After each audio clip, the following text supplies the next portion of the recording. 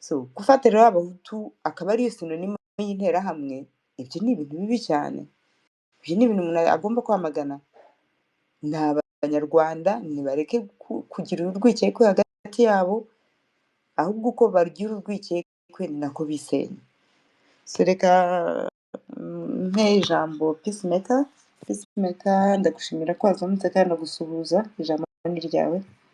ndabasuhuje nubwo we wari uri kuvuga wenda ntabwo nkuzi ni ubwa mbere ngeze hano ngewe, ariko nishimiye ibiganiro mwari murimo. Rugaba niwe nzi tujya duhurira hano, ariko nawe ndakumenye, numvisha uganira neza cyane. Okay, Murakoze. Njye nitwa Marthe Ndayizigiye, ndi umuvugizi wa RDI Rwanda Rwiza. We nasanzwe mvugira ku akawunti yanjye ya Karibu rero. Ntabwo ndi umuntu ukurikira politike cyane, njya nza rimwe na rimwe nkumva, ariko ntabwo mbikurikira kenshi cyane.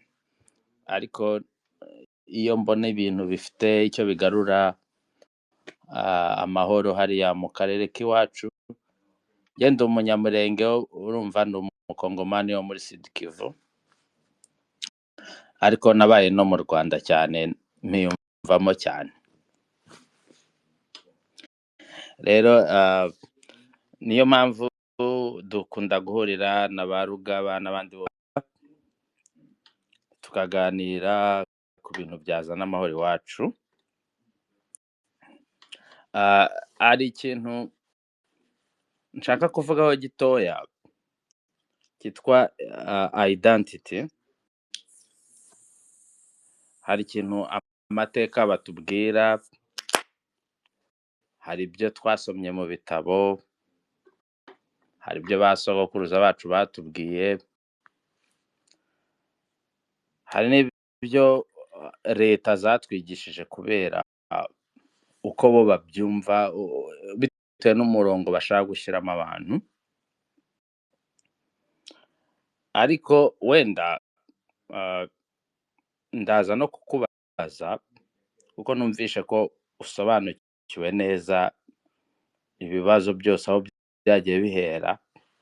Nka buriya nkunze ukuntu uvuze nka cya kintu bajya bavuga ngo abatutsi baturutse muri za Ethiopia, wajya ukabona nta kintu bahuje na kimwe, bakavuga ati ni gute abantu bavuye ahantu bakaba nta kintu basigaranye n'ururimi habe na mba, ni gute baje bakiga ururimi rw'ahandi kandi aribo baje bari kuyobora. Ibyo ni ibintu nanjye byahise bituma ntangira gutekereza, ndavuga ati ibi bintu twize dusoma mu bitabo nk'ibya ba Alex Kagame, buriya koko nibyo? Abantu bakwiye gutekereza kabiri. Ariko ikindi ni ukuvuga ngo amoko se koko nimba ariho koko, akwiye kuba ikintu cyo gutanya abantu. Kuba utandukanye n'umuntu bivuze ko mutabana. Hari ibintu bidutandukanya byinshi mu buzima. Nk'ubu habaho umugore hakabaho umugabo, ariko ntibivuze ngo umuntu w'umugabo azabana n'abagabo gusa, ahubwo umugore amwongerera byinshi mu buzima bwe. Kuba uri umwirabura undi muntu akaba umuzungu ntibivuze ngo muzashwana mu buzima. Abazungu bafite ibintu bajya bakora neza kurusha abirabura, abirabura bafite ibintu bajya bakora neza kubarusha. Ariko izo ntambara zihoraho z'abantu kuvuga ati umuntu wese ntabwo yamera nk'uko wowe umeze, njya numva niyo amoko yaba abaho koko, ahubwo njye nemera ko abaho. Buri muntu wese, ikintu cyitwara umuntu wanditse bita Sezibera mu kanya, namusubije, yaravuze ati ngo abantu barwanya ndi umunyarwanda ngo bigira ngo iki. Njyewe ukuntu njya mbyumva mbona ikibazo gikomeye gihari ari ndi umunyarwanda. Ndi umunyarwanda ishaka gukuraho abantu, ni gute bavuga ngo habayeho jenoside y'abatutsi barangiza bakavuga ko abatutsi batabaho? Ibyo bintu ntabwo bya making sense. Mu Burundi ejo bundi narebye ngo habaye umupira uhuza abahutu n'abatutsi, hari abanyarwanda bari bari kunyereka hano mu kanya, ntabwo nari nabibonye, ko bigaragaza ko bo ntabwo uburyo bafata ibyo bintu ariko mu Rwanda babifata. Njyewe numva abantu iyo bemeye identity yabo, ahubwo biba ariyo ntambwe ya mbere yo gukemura ibibazo. Kwemera ko abahutu n'abatutsi babayeho, ahubwo bagateza n'imbere ahubwo ubututsi n'ubuhutu byose bakabiteza imbere, ahubwo bose bakiga kubahana no gukundana. Numva ariyo ntambwe nziza. Ariko iyo utangiye kubikuraho, uba uri gushaka gushyira abantu confusion. Ariyo mpamvu ndi umunyamurenge kandi udashyigikiye ngewe ibintu bya M23 n'ibiki. Ariko njya mbona nubwo yego twiswe abanyamurenge, ariko twari kwemera ubwoko twari turimo nk'abantu ba muri Nord Kivu, tukemera ko turi abatutsi. Kwitwa iryo zina wenda twabikoze kubera ibintu bya politiki byari bihari, ariko kubyemera ntabwo byatuma tutaba abakongomani, ntacyo byadukuraho. Ariko ni ugukuraho confusion, buri muntu akemera icyo ari cyo, akaba proud, ariko kandi ntiyange mugenzi we. Abanyarwanda b'abahutu bemere ko ari abahutu, abatutsi bemere ko ari abahutu, byose. Ariko ntihagire umuntu wumva ko aruta undi, afite uburenganzira kurusha undi. Mwese buri umwe yikunda, ariko yubahe na bagenzi be. Iki kintu ngewe numva nari nishatse kongeraho nkurikije ibintu byari bimaze iminsi bivuga ahantu uriya mu minisitiri wo mu Rwanda ari gushaka kongera kumvisha abahutu bose ngo ni babi. Ni babi gute? Bagizwe babi gute? Jenoside yabayeho bitewe n'iki? Ninde watumye urwango rwiyongera? Iyo intambara zitaza zo muri 90, jenoside yari kuzabaho koko? Tujye dushyira mu gaciro. Uwatangije ziriya ntambara abona urwango ko ruzagenda rwiyongera, yari yarabibaze, ntabwo ari ibintu byabaho by'impanuka. Indege guhanurwa ni ibintu byari byarabazwe, byaba byabazwe, ntabwo aba narenjeje ikintu cyose bakoze babazi ingaruka n'ikikurikira. Peacemaker, ibyo uvuga nibyo, urabona ko harimo iriya mibare, ariko urabona nyine aho bigeze abantu bagomba kwanga nyine kugwa muri uwo mutego. Sinzi niba wagana ku musozo, uko uyu munsi turahagarika saa 4 nako Okay, wihangane wenda mvuze byinshi, ariko oya uvuze neza cyane, kuganira neza, wagana ku musozo gusa, wenda hakakurikiraho umuvandimwe udafite izina. Okay, murakoze. Oya banza ugere udafite izina gusoza igitekerezo cyawe please Peacemaker. Oya cyarangiye n'ibyo, nta kindi. Urakoze cyane uganira neza. So nduba umuvandimwe udafite izina reka ndebe, umenya ari Muhirwa, ya mwafungura mic mukavuga.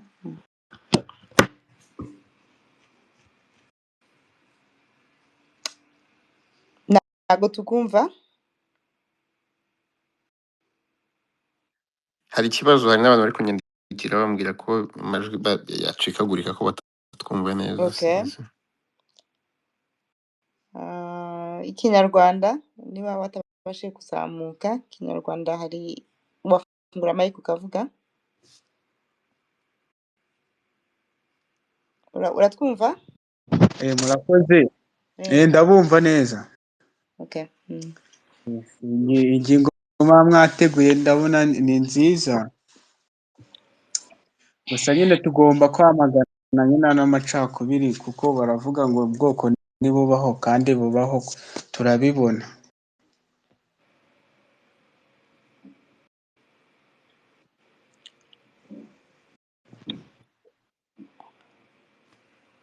Warangije? Warangije igitekerezo cyawe? Ndabona yafunze mikoro ye. Nyine nicyo nashakaga Nicyo washaka kuvuga. kuvuga urakoze. Okay. ese nakubaza ikibazo ntaribagirwa ikintu nashaka kukubaza kindi. Yego Peacemaker. Nashaka kubaza nkurikije ibitabo bya Alex Kagame, ni nk'aho bavuze ko abahutu batagiraga biriya bintu by'imiryango minini. Ngo wongewe. Uri kunyumva? Ikinyarwanda Turakumva. mbe ndetse cyangwa Komeza bazi ikibazo cyawe. Okay, nandi kukubaza ngiye nkurikije ukuntu nabyumvishe avuga ko abantu bagiraga izi clans zose,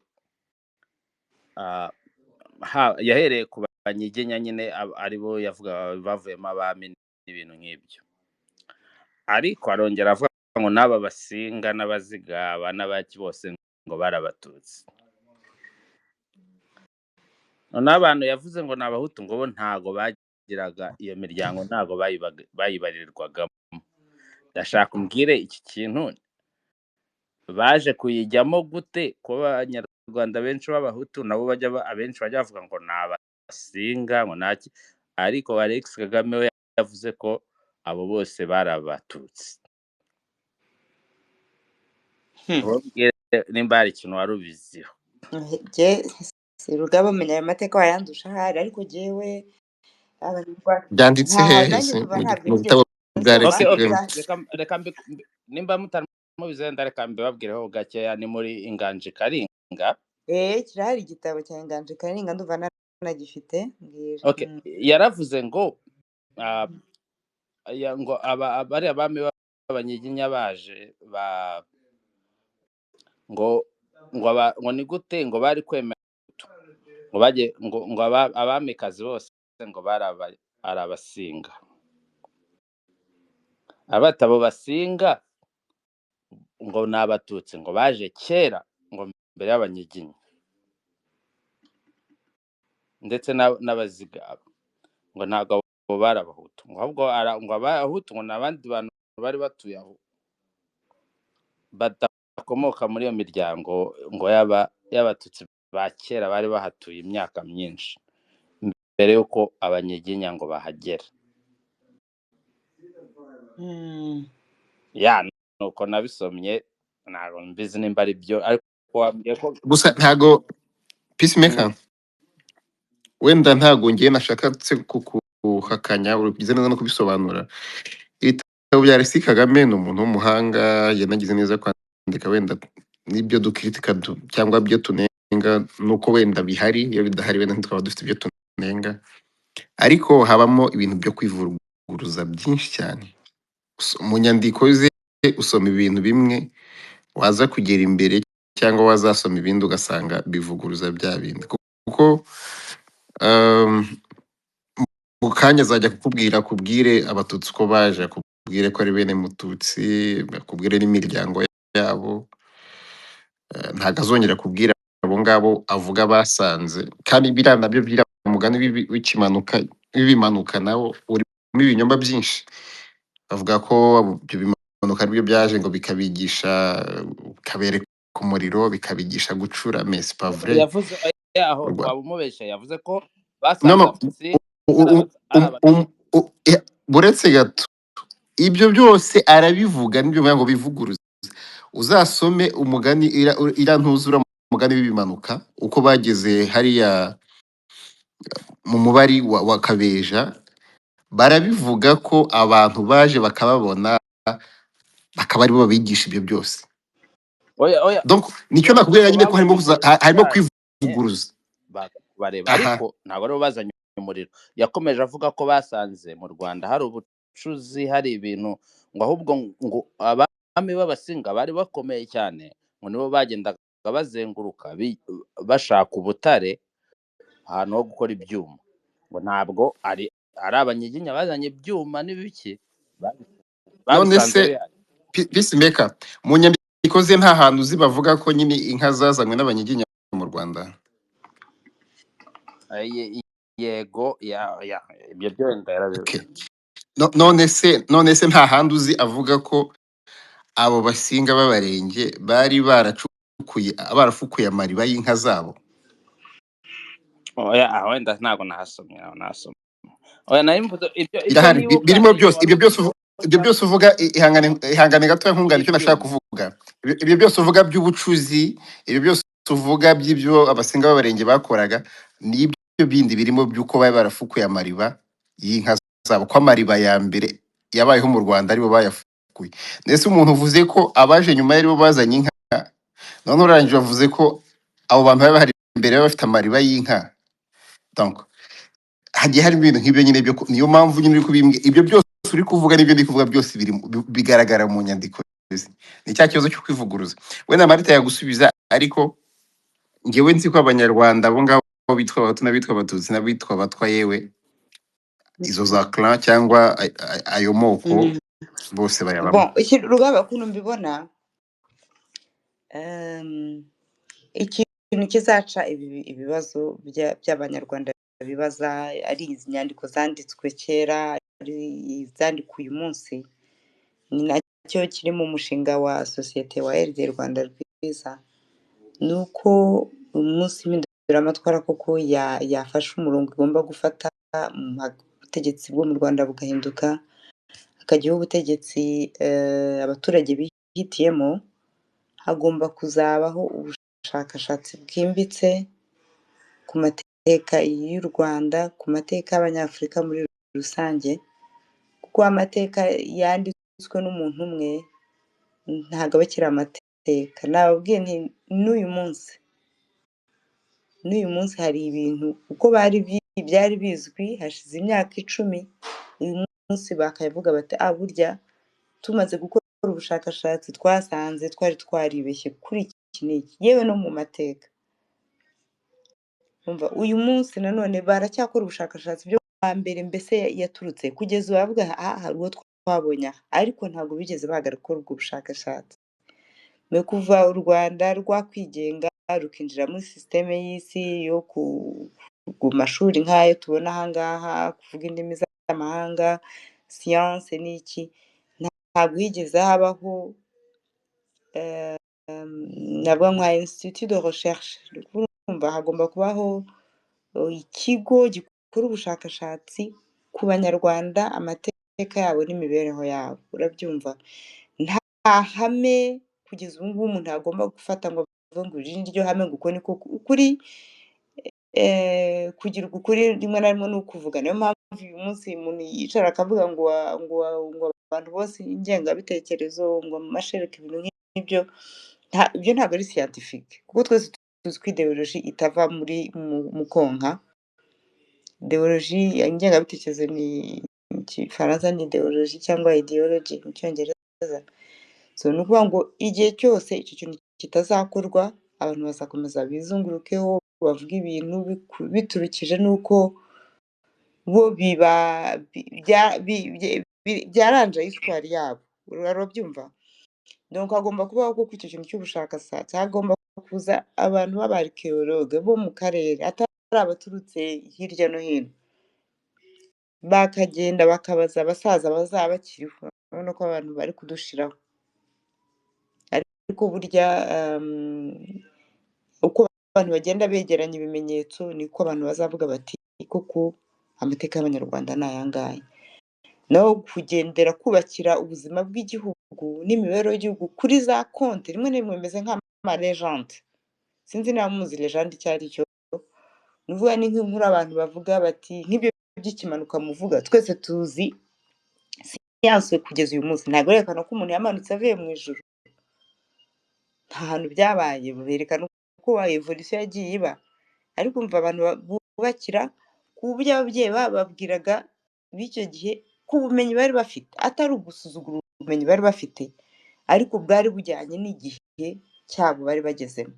Aha ngaha iyi isi igeze ntabwo ari ahantu ho gufata amateka n'abantu bose ngo bakubire mu kantu kamwe nurangiza ubareke bari ko bagenderaho. So hagomba kubaho koko ubushakashatsi nyabwo, hakazaho za fouille archéologique, bakagenda bakubaka kuko amateka y'Abanyarwanda bose bahereye ku bintu bifatika. Nawe uyu munsi ibintu byose bivugwa harimo ikinyoma cyinshi, niyo mpamvu tugaruka ku kuri, même la vérité historique, historical truth. Kugeza uyu munsi mu Rwanda nta mateka ushaka kuvuga ngo aya ni ukuri. Harimo ababyeyi babwiye abana babo biturutse rimwe na rimwe ku bikomere runaka bagize. Si ukubisuzugura nabyo biba bifite ikintu byubakiyeho, ariko ntabwo icyo kintu gishobora kubaka sosiyete ngo cyubake nation ngo ikomere. Ni niyo mpamvu ubona nyine n'uyu munsi ibihugu bya Afurika urareba ugasanga n'umuco wabo ntibawuzi, bafata ibisanira biturutse hirya no hino, noneho ugasanga nk'Ubushinwa buri kwiyubaka, hari imyaka nka 60 ishize twari ahantu hamwe, ariko kuko hari ukuntu bo babashije kurwana ku mwimerere wabo, uyu munsi bashobora kubaka sosiyete ikiteza imbere ku buryo bwa materiel n'uburyo buri spirituel. Urumva ko hari ibintu byinshi byo gukora, ntabwo ari ibintu igisubizo umuntu yasubiza none aha ngaha gutya, ariko ibitabo byaranditswe byinshi pe, ariko bisaba habaho kuko nk'uko navuze abantu bashaka, sinzi Peacemaker niba nagusubije. Okay, hari akantu kamwe wenda nakubaza kanyuma, ni ese mwemera ko hari imiryango koko ibaho y'Abahutu hakaba n'iy'Abatutsi, nk'uko ibyo bintu bitwa ngo Abega, ngo Abazigaba, ngo Abashambo, hari ibaho koko? Kuko reka mbwira impamvu mbibajije. Nka kera iyo ndi gusoma ibyo bitabo njya numva abo bantu wenda ngo Abasinga, ngo Abazigaba, ngo ni Abahutu, ariko nareba nk'iwacu muri Congo nkabonamo natwe mu Banyamulenge dufite abo Bazigaba n'Abega n'abandi bose. None nkavuga ko bajya bavuga ngo Abanyamulenge ntibagira Abahutu, ni gute natwe dufite abo bantu kandi ibyo bintu bikantera confusion? Hari imiryango ibaho y'Abahutu n'iy'Abatutsi, ngo Abanyiginya, ngo Abaki, ibyo bintu byarancanze. Peacemaker, nibyo nakubwiraga, navuze ni mu Banyarwanda yewe n'Abatwa, ese kujya kure ayo moko yose muvuga y'Abanyarwanda tuze aturuka mu miryango, Abahutu n'Abatutsi n'Abatwa bayahuriyeho. Ntabwo ngena nk'uko navuze, igihe nta bushakashatsi nakoze, ngiye mvuga ibintu nkurikije level y'ubumenyi mfite. Bigenda bikura, ubumenyi bugenda bukura cyangwa bugasubira inyuma bitewe n'uko udashaka gusoma no kwigisha, ariko ubundi iyo miryango hari Abega b'Abahutu, hari Abega yewe n'Abanyiginya, ako kantu kumvikana neza, ibyo urabizi, ndabazi benshi cyane, nta nubwo ari bake. hari n'Abasinga. Icyo ngiye kubivugira ni icyo kuvugira ngo wari uvuze iby'ubumenyi, ibyo nta nubwo ari ibintu bisaba ubumenyi bw'akataraboneka, n'ubuzima bw'Abanyarwanda babamo buri munsi. Wakomeza. Ni ukuvuga niba umuntu avukiye mu muryango bakavuga ati mwe muri Abasinga, nk'urugero wenda cyangwa uri Umunyiginya, mise mbiprofita kuko nk'ubu hari abantu bavuga ngo ni urugero ngo nta Bega b'Abahutu babaho. Ngenda bazi benshi cyane iwacu baruzuye, bariho nyine, barahari mu bwoko mu Banyarwanda. Ayo moko nyine y'imiryango nk'uko mbikubwiye, Peacemaker, arahari mu moko yose. Mu Rwanda bavuga ko abantu Abanyiginya bataraza basanzeho ubwami bunini bw'Abasinga. Peacemaker, uri kudusubiza inyuma, reka nkwereke. Navuze nti ibintu bivuga uyu munsi hakeneye ko byongera gukoraho ubushakashatsi nyabyo, tukamenya amateka tugenderaho. Urabyumva koko nanjye icyo kintu cy'uko bavuga ngo abasinga nibo ba mbere babanje gukora ubwami mu Rwanda, icyo kuko kiravugwa. Ukuri kuba ukuri uko ukomeje kugenda ugutesitinga kenshi niko kugeraho ukaba ukuri, ariko kugira ngo abantu babe bari gupfa ibyo bintu nicyo tudashaka, kugira ngo umusinga yumve asuzuguye umwega. Reka ibyo bintu by'amoko byajemo na za bavuze ibintu indangagaciro batwerera buri bwoko, ni naho ikibazo kivukira. Ni ukuvuga ngo bakavuga bati yewe abahutu n'abago ni abateruzi b'ibibindi, birarangiye nyine naho ngaho umushyize, urabyumva? Aho ngaho ahantu ni kwa kundi wambura umuntu ubumuntu bwe, abatutsi nabo ukabagira ikindi kintu runaka ubashyiraho kibi. Ese ibyo bintu ni ibintu bikwiye?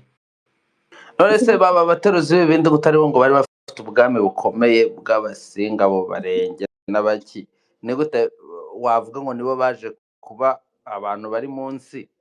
Ababikazi bose b'u Rwanda, abagabekazi bose ba mbere bose numvaga ngo bari abasingakazi, ni gute abo bantu baje guhinduka ngo babaye ngo abo bateruzi, kandi aribo ba mbere bari bafite igihugu kinini, aribo bazanye ubu bukorikori bw'ibyuma n'ibiki, ni gute aribo baje kujya hasi? Ikintu nyamukuru, uretse nkubwira ikinyamukuru muri ibyo byose turi kuvuga, turi gutsimbarara kuri ayo moko, ndagira ngo mbabaze, bari banakora nibura n'igikwasi, bavuga ngo bagikoze, dore igikwasi berekane ku isi, bari batanga breve bavuga ngo iyi mashini ya ordinateur yakozwe n'umututsi cyangwa n'umuhutu? Ibyo byonyine ibintu very very easy. Nose bari bavuga ati twakoze ubushakashatsi twabonye urukingo rwa malaria, ngo kubera ndi umuhutu cyangwa ndi umututsi? Ntabwo mubona ko turi ntabwo mubona ko twahejejwe muri debate turangaza, noneho ntitubasha no gutera imbere? Njye mbona ari cyo kibazo gikomeye. Ariko kuba ibyo bintu bigeraho bikaba ari byo bizamura amarangamutima y'abanyarwanda cyangwa y'abanyafurika muri rusange, nibyo bigihejeje Afurika aha ngaha. Nigeze kubwira nti umwesipanyoli, umudage, umubirigi, uyu munsi bita ubwoko bumwe, bose rero ni Caucasian, that is it. Kandi bavuga indimi zitandukanye, bafite n'utuntu na tumwe bafite imyemerere itandukanyeho, ariko baje kwiyemeza kuba abakirisitu, bubakira kuri icyo kintu, bose baba ubwoko bumwe, bakiyumva ari ubwoko. Ariko twe twagera mu bantu bari kuvuga ururimi rumwe, turacyashakamo izindi difference kandi tukumva zifite meaning ikomeye. You see what I mean? Urabyumva icyo nshaka kuvuga? Ntabwo mwumva ko aho ngaho ariho ikibazo kiri. Ikibazo dufite ubu ngubu ni uko tugomba guhaguruka tukavuga tuti okay, ibyabaye byarabaye, n'ababigizemo uruhare barahari, bagomba guhanwa bose, bashake babe baturuka mu bwoko bwahe n'ubwahariya, bose bagomba guhanwa kandi by'intangarugero. Abandi abafite navuga gute igaruriro bagomba kwigishwa, noneho hakabaho, niyo mpamvu tujya tuvuga rukokoma, ntabwo umuntu azarenga ku rukokoma. Niyo mpamvu hagomba kubaho ibiganiro bikomeye hagati y'abanyarwanda. Ikibazo cy'amateka uyu munsi kubera ko ari ikibazo cyubakiye ku ndangagaciro, buri wese yandika amateka akurikije uko yayabonye mu ishusho rye icyo gihe. Niyo mpamvu basubira inyuma bakaza gutandukanya amateka nyayo na za legende, ibyo abantu babwiwe, ibyo abantu babwiwe na ba sekuruza n'abandi bababanjije, akabitanga kukurikiyeho byandi bita telefone arabe, akabitanga yavanyemo inkuru yongeyemo iyindi. Ibyo bintu koko bishobora kuba ari byo guteranya abanyarwanda uyu munsi? Murumva nta hantu turi gusigara inyuma na gato? Peacemaker, ndeka bari we mbaza none, urumva nta hantu uyu munsi ndi kubaza, bari bakubwira bati umututsi niwe wavumbuye ordinateur, nimuze murebe. Umuhutu mureba ngaha niwe wazanye imashini umuntu yagaze mu kirere. Abahutu nabi niwe wavuze ko ari mwe mwazanye ibyuma, ubucuzi mu Rwanda. Mwavuga ko Alex Kagame ari umututsi washaka kubavuga nabi, ariko niwe no, buretse ntabwo ari ikibazo bandi uri kuvuga kuki uzaje kuvuga ngo ba abahutu nyine mwebwe no ikintu ndi kugusobanura ni iki ngiki ni ukuvuga ngo ibitabo Kagame yanditse ntabwo nari mwese bivuguruza ibya Kagame nabyo sinabiteje agaciro bisaba kuko ngo habeho izindi nzego zizakora ku buzima bwose ahangaha kuko noneho amateka y'abanyarwanda tuyumvikanye urabyumva mu byo uyu munsi nakubwiye nti hari igihe abantu bari bazi ku isi ari pla kugeza igihe baje kwemera ko isi ari umubumbe ese kuki ngomba gufata ibintu Kagame yanditse yewe na Bibiliya nshishamo nka questioning ibintu bimwe na bimwe nkavuga ariko iki kintu ntabwo kiri ku making sense genda soma muri rero akavuga bati Yuda yarapfuye n'urugero ngiye gutanga ngo Yuda yariyahuye siko nabisomye najya mu yindi passage ngo yaguye ahantu mu murima ngo amaraye avamo ndavuga se kuri ko nukuwe nuko yiyahuye nuko yikubise mu murima yari yaguze cyetse n'imbura umukatolika ariko twege muri Bibiliya z'abarokore nyine yariyahuye oya harimo passage ebyiri ushatse nazi gushakira zivuga verse ebyiri zitandukanye listen twe kugira debate y'abantu babiri hagire n'undi washaka gufata ijambo please reka ndangize wenda ikintu nanjye icyo nashaka kukubwira ni ukuvuga ngo njye sinshobora gufata igitabo Alexis Kagame kugifata ngo ngisuzugure ariko nanone sinagifata nk'ijambo ry'ukuri riri hejuru y'ayandi yose ngereka harimo ibishobora kuba ari ukuri ariko hashobora kuba harimo ni na konti urabona imigani n'imigani yaje kusa nkaho ibaye ukuri reka mbwira ibyo nemera n'impamvu nari nkubwiye ibyo byose ikintu cya mbere ngiye nemera amoko abaho kandi ni byiza kuyemera kuyanga nibyo bibi kuyemera ko ariho ahubwo ukumva ko atakubuza kubana n'uwo muturanye nibyo byiza ikintu kibi gitera ibintu byose ni ugushaka kwigira uwo utari ntibivuze ko uriya uri gushaka kwigira ngo niwe mwiza cyangwa ngo uriwe mwiza buri umwe akunde ubwoko bwe akunde umuco we akunde byose ariko yubahe n'uw'abandi peacemaker reka bari nanjye nkubaza ikibazo nanjye ndavuga nti muri demokarasi abantu bose bagomba guhabwa uburenganzira bwo kwemera ibyo bashaka kujya mu idini bashaka kwemera ubwoko bashaka yewe tugeze n'ahantu umugabo agera gutya akahindura umugore bugacya umugore akahindura umugabo nta muntu igihe cyose amategeko atabihana muri ibyo bihugu ni uburenganzira bwabo hari icyo biba bigutwaye nta kibazo na kimwe giteye ikibazo naho amategeko atarengera abantu ku buryo bungana noneho n'imico y'abantu ikanduza ubwoko runaka urumva ngiye nkaba ndi umuhutu nkumva ko ngomba kwanduza ubwoko bw'abatutsi ngewe nkaba ndi umututsi nkumva ngomba kwanduza ubwoko bw'abahutu icyo nicyo kintu amategeko agomba kurengera ku buryo aba bantu babana muri harmoni kabone niba baba batandukanije ubwoko bitewe buri wese nuko yiyumva impamvu nari nkubwiye ngo ngewe ndi mu bantu mbere barwanya ndi umunyarwanda genda y'Rwanda ni ukuvuga ngo ndi umunyarwanda idea behind bayikoze nibo bayivugaho ariko gusa Rugaba ndaje ngo ijambo ikigaragara nuko ndi umunyarwanda yaje irimo akantu gato kavuga ko abahutu bose bagomba gusaba imbabazi abatutsi kubera jenoside nese bazisaba gute kandi nabo atari abahutu ari abanyarwanda aho ngaho ikibazo kivukira se nyine naho ngaho ikibazo kivukira niba ufisemo porogaramu kandi bugacya bakaba bati jenoside y'abatutsi twese tukabyemera jenoside y'abatutsi ni oke noneho bigeze bavuga ngo ese yakozwe n'andi n'abahutu ubwo se urumva kandi nta muhutu ubaho ukoze igihugu cy'ababi n'abeza kandi ukongera ukavuga ngo abo bantu ntabwo babaho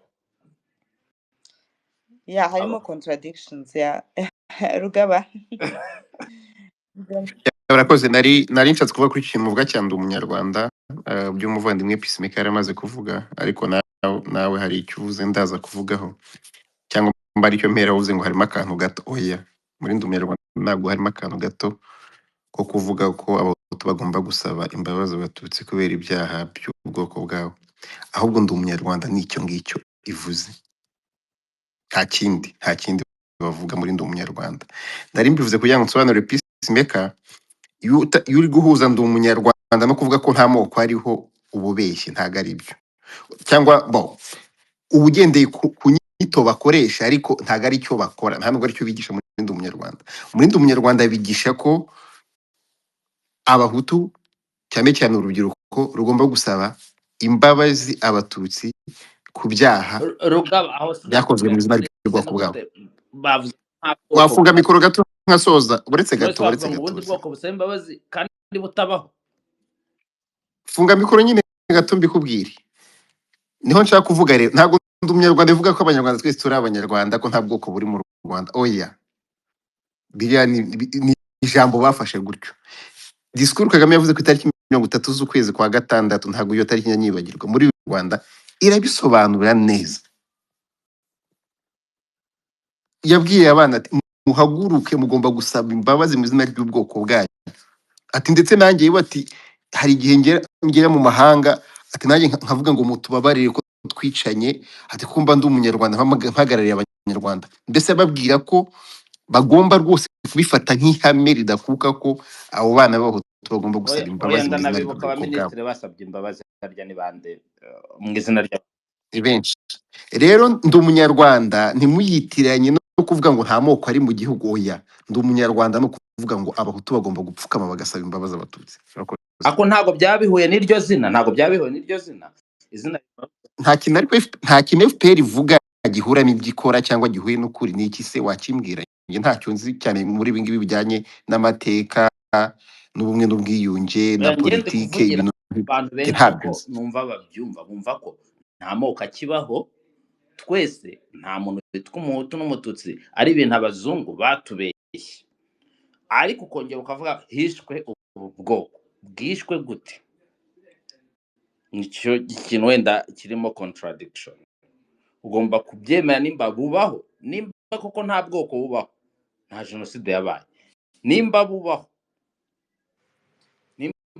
byemere bubaho nta byanda umunyarwanda uvuga ati harimo n'ikibazo cy'imyemerere igihe cyose byari bihari kandi cyane n'uyu munsi niko bikimeze abahutu n'abatutsi barahari niko benshi babyibonamo gutyo nta n'ikintu bitwaye ubwabyo nta kintu bitwaye nta kuba ku bwoko runaka ntabwo ari ikibazo ku buryo buri scientifique urabireba ukavuga ibi bintu nibyo kuko abantu bari gupfa ubashaka kumuvuga ko bari gupfa amazuru koko ubu nicyo kibazo abanyarwanda bafite does it make sense mwe mumva hari ndagenda bireba kuva birandenze nahinde kureba umupira mu Burundi w'abahutu n'abatutsi abanyarwanda bari hano bagaseka ni gute uwo mupira ushobora kubaho ngo abahutu n'abatutsi bari gukina mu Burundi aho ubona imikurire y'abantu aho babana nabyo kandi bakumva nta n'ikintu bibatwaye bakumva babyubakiraho ntibatera amacakubiri ariko ikintu gikoze nimwe n'ikiguhira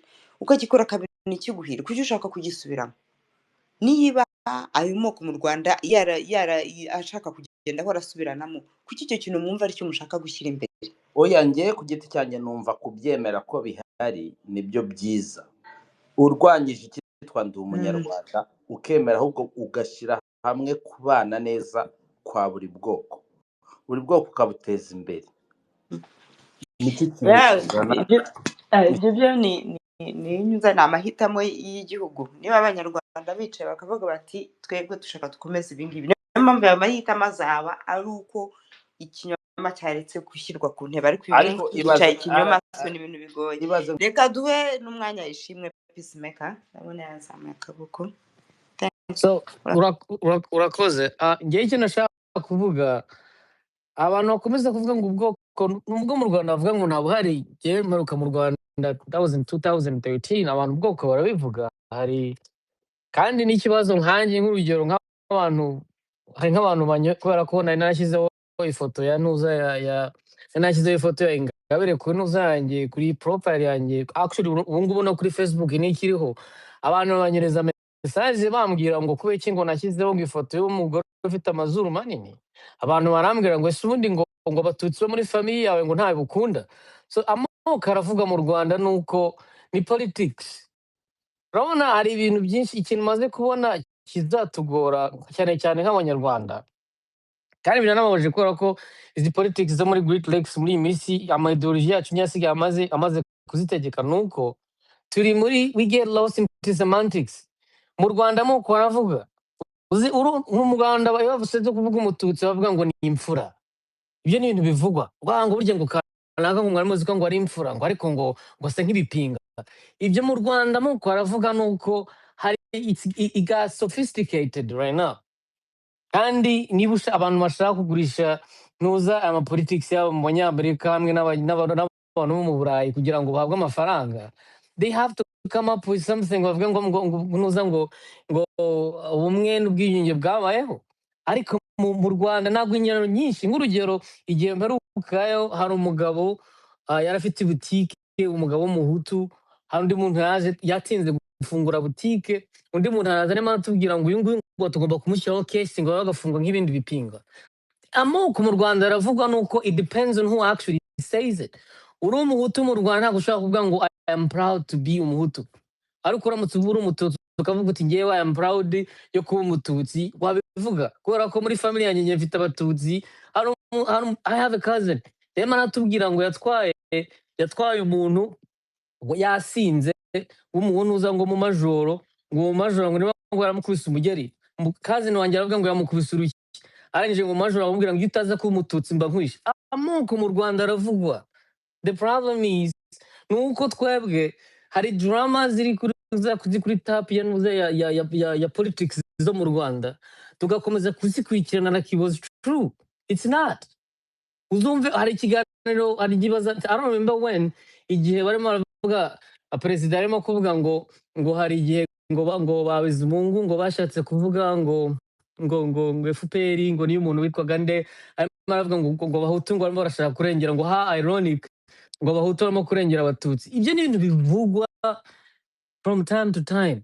Nuko ikibazo twebwe dukunze kugendera ku bintu bavuga, kandi n'ibyo bavuga many times nta nubwo babikurikiranya. Amoko mu Rwanda aravugwa, ikibazo nuko it depends on who you are kugira ngo yavuge. Naho kuvuga ngo abantu bakomeza bavuga ngo amoko mu Rwanda baraciye, no, amoko birabujijwe kuyavuga uri umuhutu uvuga ko uri umuhutu.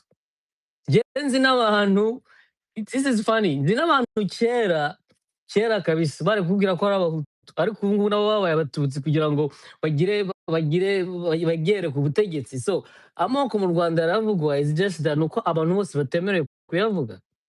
But kuri njyewe the problem is amoko dukomeza gushaka kuvuga kandi tuzi neza ko ntago turi kuri level nka societe yo kugira ngo abantu babone amoko nk'amoko. Why are we actually interested to use ikintu kiri at this moment? Nta education ihagije dufite, especially abantu bari mu Rwanda. Nta education nini ihari kugira ngo abantu bavuge bati uyu ni umuhutu uyu ni umututsi mujye gusangira. We're not that educated. Aho amasaha ageze aha ngaha twese turabizi. The question is, why do we insist on using the same weapon every day? That's my question. I'm not saying people should not be proud of who they are. Rumva, I get it. But now ku bantu se abantu bamaze guciruka mu mutwe babibona buri gihe nk'aho ari weapon, what do we do? And why do we want to actually komeza tubashyire muri iyo circle y'ibintu batumva kandi bakomeza kwikirana? That's the question to me. Kubera ko I don't see, ntago mbona importance yo kugira ngo as long as muri ntuza mu Rwanda hariho hariho guverinoma iriho uyu munsi, there is not going to be any such thing as ngo abantu barebana mu bwoko ntibabonanemo ibibazo. It's not going to happen. That's there too. Nibaza maybe nka tuko duriye nk'ahangaha how do we actually help abantu bari mu Rwanda, abantu bacu bari mu Rwanda kugira ngo batangire kubona ko atari weapon, but at the moment I don't see it. Urakoze.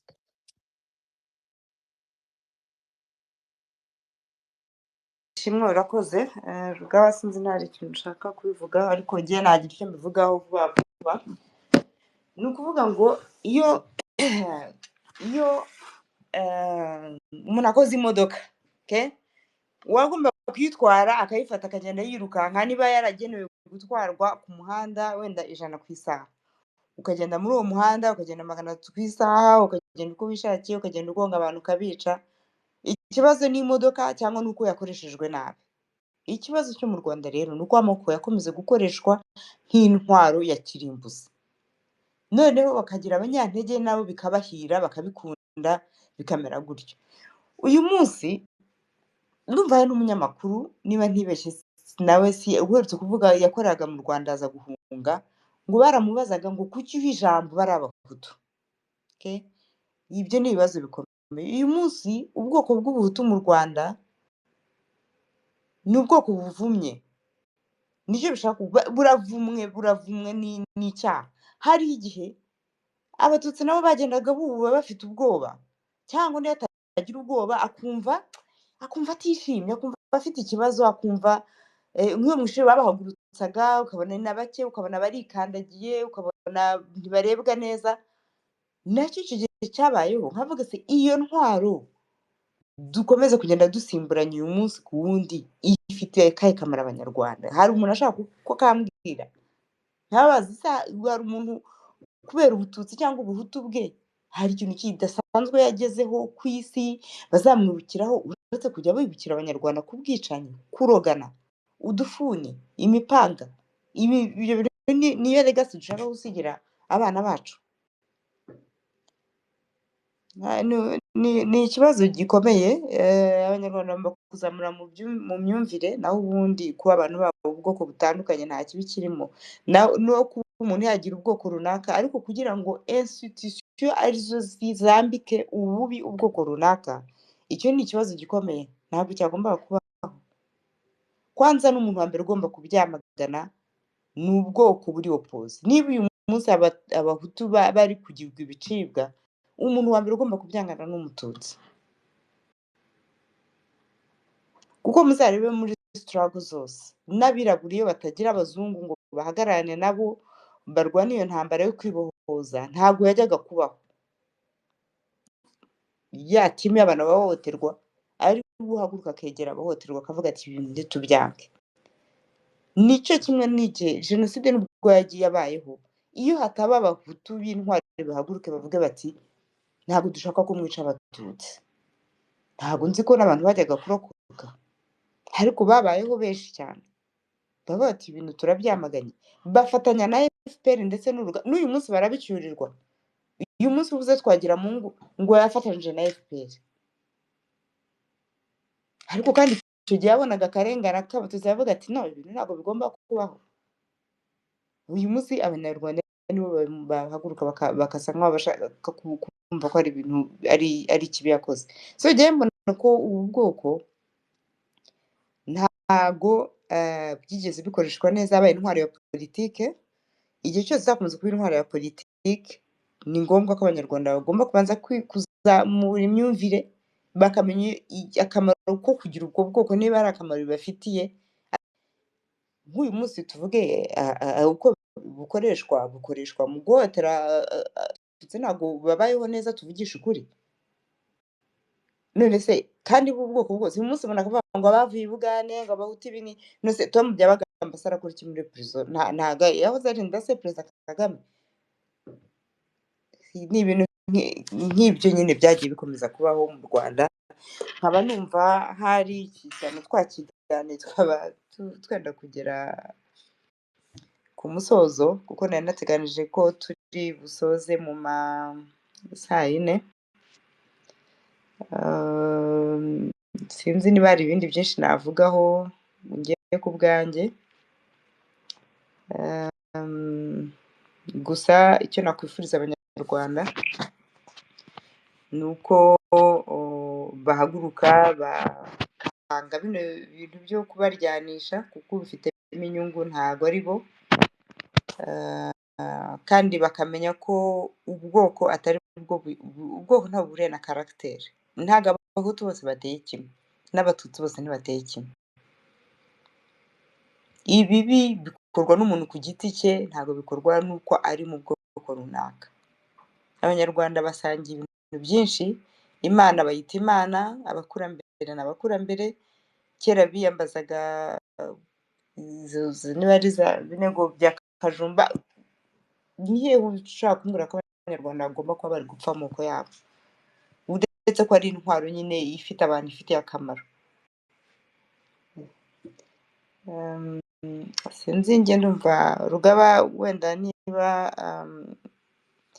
ugihari wavuga wenda ijambo tugasoza, Sinzi nanjye wenda wagira icyo uvuga cyo Okay, gusoza hari tugasoza. akantu numva nababwira hari ikintu kamwe. Peacemaker wanyihanganira kuko wenda ukaza kugira yaza kuguha umwanya nyuma yanjye kuko mfite iminota mikeya. Icyo nashaka kuvuga ni uko ibintu byinshi byavuzwe, gusa hari akantu nashaka kuvuga. Hari ikibazo mbona kiri mu karere, mbona abantu bagomba kwitondamo cyane, bivanye kuri ibyo by'abantu bavuga cyangwa bakritise cyangwa banenze uriya mupira wabereye i Burundi. Njya mbona hari n'abavuga ku byo muri Congo, abandi bakavuga mu byo mu Rwanda. Ni byiza ko tuvuga ku bintu bitandukanye bibera mu bihugu n'uburenganzira bwacu, ariko nk'ikibazo cy'abahutu n'abatutsi bari mu Rwanda, bari muri Congo, bari n'i Burundi, mbariho mvuga cyane kubera ko hariho ibyo bibazo bikunda kuvugwa. Tugomba kubaha politike z'ibihugu. Niba igihugu cyarashyizeho umurongo runaka ku bintu runaka, ushobora kubikritika n'ibyo, cyangwa ushobora kugira icyo ubivugaho nk'uko ibyo n'uburenganzira bwa muntu, ariko tugomba kugerageza kuvana mu mitwe yacu ko uko Congo ijera ikibazo cy'amoko bigomba kugenda nk'uko mu Rwanda tubikora, cyangwa uko muri Congo babikora tukumva ko mu Rwanda nabo ariko bagomba kubitwara, cyangwa i Burundi. Icyo kintu cyo kubaha ibihugu n'imirongo bahisemo mu mibanire yabo ni ibintu abantu bagomba kubaha cyane. Icyo ni kimwe. Icya kabiri tugatse mu gihugu cyacu ni uko ubundi ibi bibazo byose ikintu kibitera ni uko hari igihe iryo zina umuntu yafashe cyangwa yitwa cyangwa ari ryo icyo ari cyo, biba bifite icyo bimuha, biba bifite agaciro bimuha, biba bifite aho bimutambutsa, biba bifite aho abandi babasubiza inyuma bagatambuka. Dushoboye kugira igihugu abantu bareshya bakabona ibyo bagomba kubona bikurikije amategeko, umuntu agacirwa urubanza cyangwa akashimwa cyangwa akagawa bitewe n'ibikorwa bye bidatewe n'ibyo by'amoko ye n'inkomoko ye, kugira ngo ibindi byose byakwirangiza. Ikindi twagira icyo kintu cyo kubaha, niba umuntu avuze ko ari umuhutu cyangwa yumva ari umuhutu bikaba ari uko nyine ukabimwubahira, yaba umututsi bikaba uko, cyangwa yakumva adashaka no kubijyamo nabwo ntumutsindagire ko agomba kugira hajya byanga bikunda. Icyo kintu cyo kubaha, tukubaha abantu mwabivuze neza. Ubu ngubu bigeze naho umugabo abyuka akavuga ati njye nyamara ngo mwite umugabo ndi umugore, kandi abantu bakabyubaha. Tugombye kubaha icyo kintu, kandi tukagerageza kubana mu mahoro. Mbona abantu benshi babana badahuje amadini ntibibateranye, abantu bakabana badakunda ibintu bimwe byo kurya cyangwa byo kunywa cyangwa byo kwambara cyangwa aho gutura ntibibateranye. Ibi bintu nyine abantu bagombye kureba impamvu bigomba guteranya abantu. Bavuze ikibazo cy'abazungu ko babana n'iki, biratangaje nyine kubona igihugu nka Tanzania gifite amoko, abantu batandukanye, ururimi batandukanye, umuco, badatuye hamwe, bagiye batuye bitewe n'amoko, bashobora kuba uyu munsi babana bakanagira identite y'Ubutanzaniya ukabona niyo iruta izindi. Ariko mu gihugu cy'iwacu aho umuntu amenya ubwoko bw'undi ngo ari uko abimwongoreye cyangwa ngo amubwiye amateka ye noneho agacishiriza, ni ibintu biteye isoni. Ni ibintu biteye isoni. Nagiye numva inkuru z'abantu banashakana, umugore n'umugabo bakabana bakabyarana atarazi ko ari ubwoko ubu n'ubu. Ibaze nawe ubwo bwoko, ariko bugatera ikibazo kuruta n'abantu bo batanatura mu ntara zimwe, batavuga n'ururimi rumwe, kandi bo bakabana bakiyumva nk'abenegihugu. Mbona ari ikibazo cya politiki n'umurongo w'igihugu n'umurongo w'ubutegetsi baha ibintu, ari nabyo RDI yagombye gushyiramo imbaraga n'icyo byo guharanira ko u Rwanda rwa nyuma ya FPR cyazaba igihugu gishingiye kuri izo ndangagaciro zireshyeshya abantu, umuntu akabona ibyo agomba kubona kubera yuko abyemererwa n'amategeko atari ukubera inkomoko ye cyangwa izina afite. Hanyuma ibindi ntekereza ko byazagenda birangira uko abantu bagenda bavuga ukuri ku mateka, uko byo bavugaga by'uko hagombye kujyaho ikigo gikora ubushakashatsi ku mateka no kongera kuyandika no kuyajyaho impaka. Ibindi byazagenda birangira. Ndabashimiye rero njyewe mbaye ngiye kuko mfite indi gahunda ngiyemo, buriya naho ubutaha.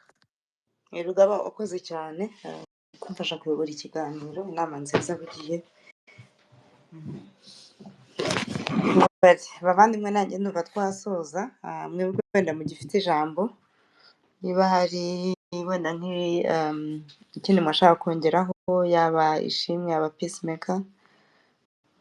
Okay, reka nangire mvugeho ka comment gato. Njyewe mu bintu byose nababwiye mbabwira n'ibintu by'amateka byose, njyewe ukuntu mbibona, dukwiye gukurikiza ibyo tuzi tukava mu bintu bimeze nk'imigani, kuko iyo ugiye kera hose ubona twese twari umwe, ubona nta hantu isi yose yahoze ari umuntu umwe. Rero ukurikije gushaka kujya mu mateka utazi, niho hava bino bibazo bya identite, kanaka yaturutse aha, kanaka ninde utarafite aho yaturutse. Njyewe ukuntu mbibona, dukurikiza amateka tuzi twemera, adafite ibintu birimo imigani, birimo ibiki, birimo ibintu byose. Dufate nko kuri ubu, hari umuntu wambwiye muri Congo hari ikibazo bari kuvuga cyitwa ngo ese koko abantu bo muri Nord Kivu ni Abatutsi cyangwa muri Sud Kivu bose. Ibyo biri mu mpaka. Bamwe bakavuga ngo hari umuntu ngo waturutse kuri Mututsi, ibintu nk'ibyo. Ariko turebe ibyo tuzi bya vuba. Umututsi ninde? Umututsi ni umuntu wari umworozi wo muri kano karere k'ibiyaga bigari, mu Burundi, mu Rwanda, muri Congo. Abo bantu bari bafite ibintu. Buretse Peacemaker, buretse gato icyo kintu njye nduva wareka kugikomeza aho ngaho. Nanga kuba natanga platform hakavugirwa ikintu kitari cyo. Ku mateka yo ku isi hose, ahantu hari umuhinzi haba hari n'umworozi, kandi umuntu wese wororeye asangaga anahinga akenshi. Rero ibyo bintu byandikiye ku mateka yo mu myaka ingahe, nta muntu n'umwe afite ibimenyetso, tukabyemeza gutyo ngo Umututsi n'umworozi, Umuhutu ni umuhinzi. Ibyo nta hantu bihuriye n'ukuri kwa realite. Niyo mpamvu tuvuga tuti hagomba kuba bundi bushakashatsi. Ibibazo byo muri Congo by'amoko ntabwo bije nyuma y'iki kibazo cyo mu Rwanda. Muri tuvuge tugeze dusubire muri mwaka wa 1980, iki kibazo cyari gihari muri Congo. Ubu ushobora kubaza ikibazo kije 1996. Naho rero ibibazo byose ni ibibazo ubona ko biri gukurura umwuka mubi hagati y'abanyagihugu ndetse n'abaturanyi. Ni ikibazo kidafitiye inyungu umuturage ushaka kwiberaho, akorora, agahinga, agakora umurimo runaka, akohereza abana be mu ishuri. Ni ikibazo kidafitiye akarere, kidafitiye Afurika akamaro. So niyo mpamvu nangaga wenda kunabitindaho. Ubwo rero igihe cyose hatazabaho ubushakashatsi bwimbitse bugaragaza kuko aho abantu bamwe bahurira n'abandi, n'aho ayo moko yaturutse, n'aho ayo mazina yaturutse, ibisigaye byose bimeze. wowe reka nkubwire ahantu utarwara. Wowe uri muri pragmatic, uri kuhita ureba muri aka kanya. Dufate nk'urugero, nkatwe ntabwo tukiburana ko turi Abakongomani cyangwa tutari Abakongomani, ariko tuba dushaka kujya kera tumenye n'amateka. Ni byiza kuyamenya. Ariko umva Peacemaker, amateka nk'ahantu ushobora kuyamenyera kuri online nk'uko turi kuganira. Nibyo navugaga, bisaba haze experts bo mu ngeri zitandukanye bica ariko ko bavuge. Erega ikintu giteranya abantu kigatuma bafata imipanga ntabwo ari ikintu ushobora gusoreza gutya ngo byarangiye ngo ndi umutu ndi umututsi turagiye, ntabwo bishoboka. Igituma hapfa miliyoni 10 z'abanyekongo, miliyoni 1 mu Rwanda, miliyoni 10 iz'abanyarwanda hari n'izindi tutazi kugeza kuri uyu munsi z'abanyarwanda bapfa. Ntabwo ari ikintu ushobora gusorezaho uvuga ngo birarangiye, ngo duciye urubanza, ngo umututsi ngo nuwororoka, ngo umuhutu ngo nugira gutya, ngo guhera ubu ngo ibibazo birarangiye. njye nashaka kubwira harimo myth nyinshi, ibintu bya kera abantu banditse bose badafitiye gihamya. Njye navuga duhere nka vuba, nayo ngo hari urugero rw'umuntu Alex Kagame wigeze kwandika ibintu ngo abantu bitwaga ngo abatutsi, ngo avuga imiryango bakomokagamo. Noneho abandi muri iki gihe basigaye bavuga ngo abantu bose bororaga inka icyo gihe mu Rwanda no mu Burundi biswe abatutsi, kandi bose ntibava, ngo ntabwo bakomoka muri iyo miryango ngo ikomoka ku muntu witwa Mututsi. Noneho njye mpita mvuga ati aho kugira tujye mu bintu bya kera bya Alex Kagame yanditse, twavuze aya mateka duheruka mbere y'94 icyo gihe za 59 nahe, ninde witwaga umututsi? Twahereye aho ku byo tuzi, ariko atari kugira ngo bidushwanishe, ari ukugira ngo dusobanukirwe neza amateka, ntitujye muri ibyo bya kera, duhere ku byo tuzi byavu, ariko tubyurireho tukubakana twese. nayo nacyo ni igitekerezo gusa nyine iyo umuntu ageze mu kintu bita ubushakashatsi bwa recherche scientifique, bifite za methodologie, bifite za nyine na za framework, bifite uburyo bikorwamo. So njye nemera ko icyo kintu aricyo kizaca amazimwe, naho ibisigaye byose bigendera ku marangamutima y'imyaka myinshi twagiye tuvana ku babyeyi, ku batubanjirije, ku mashuri ibyo bagiye batwigisha, ugasanga byabaye amahame, ariko kandi wenda atari n'amahame nyayo. Ikigaragara uyu munsi, icyo dukeneye mu karere, wenda niba Ishimwe anyemereye cyangwa afite ikindi yongeraho mbere y'uko nsoza, wongeye gusoza, Ishimwe niba wenda hari ijambo nawe dusangiza mbere yo gusoza. urakoze. Njyewe icyo cyakoranya mbona nari nakigerageje kukivugaho gake, ndibaza twari dukwiriye gufata, ndaza kohereza umuntu bita Ashire, ndashaka kumwohereza message, ndaza kumuha liste y'ibintu ashobora kuzadukoramo ikiganiro hariya kuri radiyo Iteme, abantu benshi tugasobanukirwa, kuko ndibaza ko intuza kugira ngo ibintu mu Rwanda bizahinduke, kuri njyewe mbona ari ibintu bizatwara umwanya muremure. Ntabwo nkurikije ukuntu ubutegetsi bwacu ari ubutegetsi bizagenda buhoro buhoro, ariko dufite umwanya wo kugira ngo twige, kubera ko njye mbona ibibazo byinshi dufite n'ubujiji, cyane cyane nanjye nihereyeho. So ndibaza bizaba byiza twize tukamenya, kugira ngo byibura n'ubutegetsi nibuhinduka, ibi bintu tumaze iminsi bigenda byisubiramo kuva twagira independence biveho. Ntago njye sinshatse kuvuga ngo abantu ntibabahe, njyewe nuko nta n'umuntu wabimubajije aha ngaha nahita nkubwira icyo nabo navutsemo n'amaklani mvamo, ariko ntago uburenganzira mufite kubera ko naba mu Rwanda. Ndi mu Rwanda ntabwo nshobora kugira ngo mvuge ngo navuye aha, harimo abantu benshi badafite ubwo burenganzira. So kugira ngo twebwe dufite ubwo burenganzira, twicare hano tutangire tuvuge ngo twari dukwiriye rwose kugira ngo ubwo burenganzira tubugire, ntabwo hari benshi muri twebwe badafite ubwo burenganzira, kandi tujye tubyibuka.